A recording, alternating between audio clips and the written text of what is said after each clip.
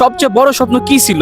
বাংলাদেশের কোন বিষয়টা আপনার কাছে সবথেকে বেশি ভালো লাগে? নিজেরা যদি কন্ট্রোলে রাখতে পারে তাহলে আমি যে পড়ালেখা করি না এইটা যদি দিত সরকারি ভাবে কোনো সবচেয়ে গুরুত্বপূর্ণ শরীরের সুস্থতা দান, এটা সবচেয়ে নিচের কাজ।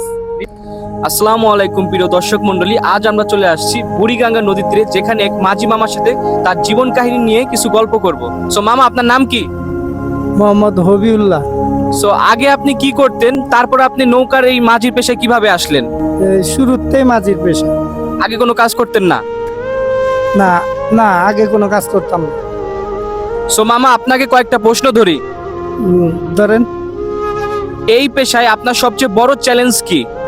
চ্যালেঞ্জ নিজে খাইটা মানে নিজে খাইটা চলতে হইব, এটা হইলো আমার সবচেয়ে বড় চ্যালেঞ্জ।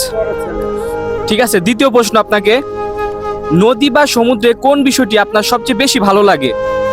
নদী বা সমুদ্র, ঢেউ। ঢেউ বিষয়টা আপনার সবচেয়ে বেশি ভালো লাগে? তার কারণ হচ্ছে যে নৌকার জীবনে নৌকা চালানো হইলে ঢেউ এবং বাতাসের সাথে মোকাবেলা করতে হবে, এর জন্য এটা ভালো লাগে। এটা অধিকাংশ মানুষেরই ভালো লাগে, আমারও ভালো লাগে। সো আপনাকে তৃতীয় প্রশ্ন, জলবায়ু পরিবর্তনের কারণে কি আপনার কাজের উপর কোনো প্রভাব পড়েছে? না, আবহাওয়ার পরিবর্তন, এই কখনো গরম কখনো ঠান্ডা, তখন একটু সমস্যা হয়। আপনার কাজে কি কোনো সমস্যা হয় এর জন্য? কাজে সমস্যা হয় হয় নিজের শারীরিক অবস্থায় সমস্যা হয়, ঠান্ডা লাগে, গরম ঠান্ডা এই। হ্যাঁ, আপনার জন্য 4 নাম্বার প্রশ্ন, আপনি কি মনে করেন আধুনিক প্রযুক্তি ব্যবহারে এই পেশাকে আরো সহজ করতে পারে?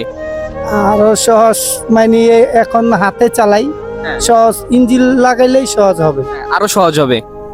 আপনার জন্য 5 নাম্বার প্রশ্ন, এই পেশায় নতুন প্রজন্মের আগ্রহ কেমন? নতুন প্রজন্মে আগ্রহ, যারা যদি মনে করে যে কোনো কাজ নাই, পাই না, কিন্তু এটা আগ্রহ করাটা উচিত না, এটা সবচেয়ে নিচের কাজ। নিচের কাজ। হ্যাঁ, আপনার জন্য 6 নাম্বার প্রশ্ন, আপনার জীবনের এমন কোন অভিজ্ঞতা আছে যা আপনাকে এখনো অনুপ্রাণিত করে? না, আমার কোনো এটা ছাড়ার কোনো অভিজ্ঞতা নেই। অভিজ্ঞতা নাই। আপনার জন্য 7 নাম্বার প্রশ্ন, এই পেশায় টিকে থাকার জন্য সবচেয়ে গুরুত্বপূর্ণ বিষয় কি? সবচেয়ে গুরুত্বপূর্ণ শরীরের সুস্থতা দান। সুস্থতা দান। আপনার জন্য 8 নাম্বার প্রশ্ন, আপনি কি মনে করেন এই পেশার মানুষদের জন্য সরকারি বা বেসরকারি কোনো সাহায্য প্রয়োজন? যদি দিত সরকারি ভাবে কোনো সাহায্য, তাহলে আমাদের খুবই উপকার হতো। আপনার জন্য 9 নাম্বার প্রশ্ন, আপনার কি মনে হয় নদী বা সমুদ্রের পরিবেশ রক্ষায় সাধারণ মানুষের ভূমিকা কি হওয়া উচিত? নদীর পানি পরিষ্কার করাটা উচিত, সব সময় পরিষ্কার রাখা উচিত। সময় এখন আজকে জীবত 2001 সালে পানি পরিষ্কার ছিল, এরপরের থেকে এই নদী মরে গেছে। সবই তো আপনার জনগণ দ্বারাই হচ্ছে, এই কেউ পলিথিন কেউ বোতল, সবই তো আমরা নিজেরাই নিজেদের ক্ষতি করছি। এটা আমাদের নিজেরা যদি কন্ট্রোলে রাখতে পারে তাহলে নদী বাঁচানো যাবে। আপনার জন্য 10 নাম্বার প্রশ্ন, আপনার জীবনের সবচেয়ে বড় স্বপ্ন কি ছিল? বড় স্বপ্ন ছিল একটা, অনেক কিছু করার জন্য, হয়তো কোনো সংসারের ব্যাপারে বা সংসারী চালানোর ব্যাপারে হয়তো পড়ালেখা করতে পারি নাই, স্বপ্নটা আমার ওখানেই শেষ হয়ে গেছে, থেমে গেছে। আপনার স্বপ্ন ছিল যে পড়ালেখা করে প্রতিষ্ঠিত হবেন, সংসারে হাল ধরবেন, এই তো? সেই হাল, পড়ালেখার হাল না ধরা পারনে সংসারের হাল ধরতে হয়েছে, ছোটবেলার থেকে বহুত পরিশ্রম করতে হয়েছে। আপনারা কয় ভাই বোন? আমি, আমার এক ভাই আমি। আপনি একাই পুরো সংসার চালান? জি। এই পেশায় কি নিযুক্ত হয়ে আপনার সংসার এই টাকায় চলে? আলহামদুলিল্লাহ, মোটামুটি 4টা ডাল ভাত খায় আছি আর কি, সমান চলে আলহামদুলিল্লাহ। সো বাংলাদেশের বর্তমান কোন জিনিসটা আপনার কাছে সবচেয়ে বেশি খারাপ লাগে?